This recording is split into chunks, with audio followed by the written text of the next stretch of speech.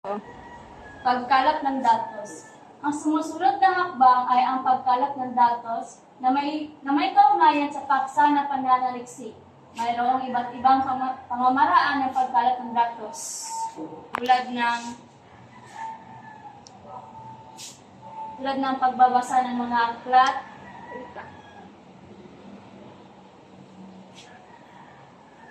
artikulo at iba pang publikasyon. Pagsasagawa ng mga panayam, pagsasagawa ng survey, pagmamasid, pag-aaral ng mga dokumento. Ang pagkalat ng datos ay isang mahalagang hakbang sa proseso ng pananaliksik.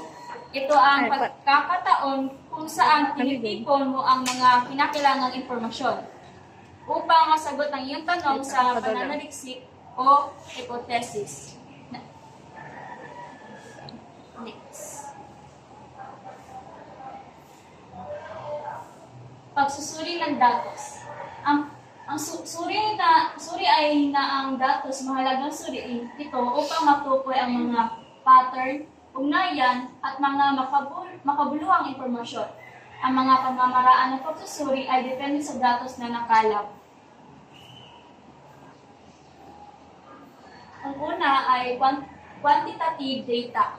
Ang mga datos na maaaring masukat at ipresenta ng mga numero. Ang pangalawa is qualitative data. Ang mga datos na naglalarawan ng mga karanasan o pananaw at mga observasyon. Ang pagsusuri ng datos ay isang malagang hakbang sa proseso dahil ito ay ginagawa upang matukoy ang mga pattern, ugnayan, at mga makabuluhang impormasyon mula sa mga datos na nakalap. Ang quantitative data ay ang halimbawa nito ay ang height or mga numero, height or timbang, mga survey. Ang quantitative data naman ay mga pattern or mga ebidensya. Pagsusulat ng pananaliksik. Ang huling hakbang ay ang pagsulat ng pananaliksik. Narito ang mga pangunahing bahagi ng isang pananaliksik. Introduction. Isang maikling pagkakaalala sa paksa ng pananaliksik, ang mga layunin at ang kalagayan. May mga example or mga like background ng paksa o pagbibigay idea sa konteksto ng pananaliksik o kahalagahan ng pag-aaral. Pagsusuri sa kahalagahan ng ginagawang pag-aaral sa lipunan o sa tiyak na disiplina. Pagsusuri ng literatura. Ang isang pagtalakay sa mga nakaraang pag-aaral sa may kaugnay na paksa. Ang halimbawa nito ay tema. Identifikasyon ng pangunahing idea o mensahe ng akda.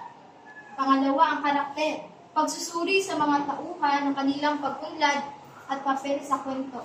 Like struktura, pagsusuri sa pagkakaayos ng kwento, simula, gitna, at wakas. Metodolohiya. Ang isang detalyadong paglalarawan ng mga pamamaraan na ginagamit pagpagkulikta at pagsusuri ng datos.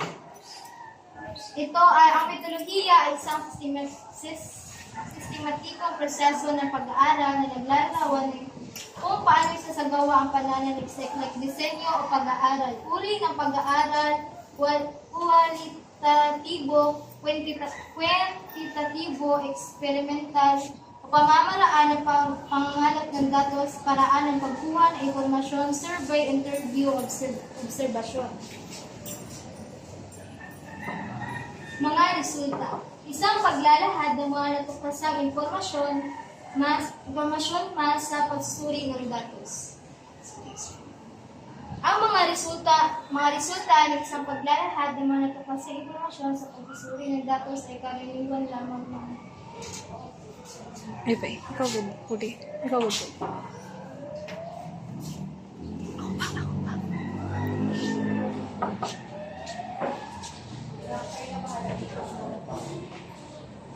Talakayan.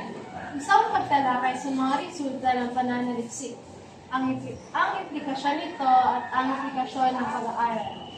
So dito ay tinatalakay ang mga resulta ng mismong pananaliksik, kung ano nga ba ang naging resulta ng kanilang research, kung ano ang mga mismong naging epekto ng kanilang research, ng kanilang pag-aaral. Konklusyon.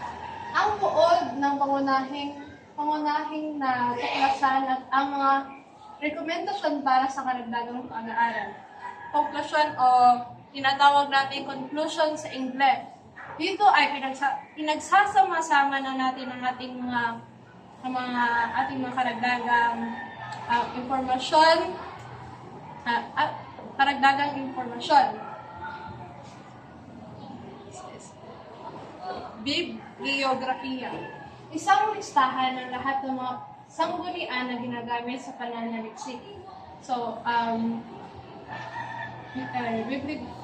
bibliografiya kung ano ba ang mga graphics or like technique na ginamit or paano ba kinuha yung mga impormasyon. So, listahan kung paano ba kinuha yung mga impormasyon ng pananaliksik.